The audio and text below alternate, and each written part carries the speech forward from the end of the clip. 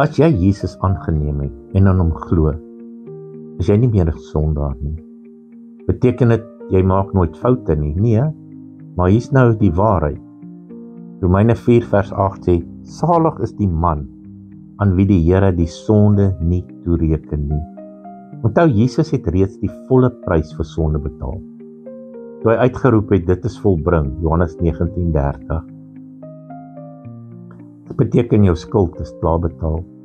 Jou identiteit is nie meer sondaar nie, maar regverdige, heilige, nuwe skepsel, die geregtigheid van God in Christus.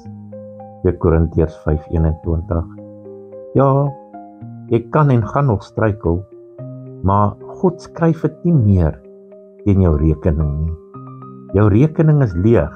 Jesus het dit heeltemal uitgewis. So, leef nou met 'n geregtigheidsbewussyn of 'n Christusbewustheid en nie 'n sondaars mentaliteit nie. Onthou, jy word nie gedefinieer deur jou foute nie, maar deur die kruis en die nuwe lewe in Christus. Jy's vry, jy's regverdig en geliefd in Christus. Nou glo dit, beleef dit, wat Jesus op die kruis vir jou gedoen het, sodat jy werklik vry en gelukkig kan wees.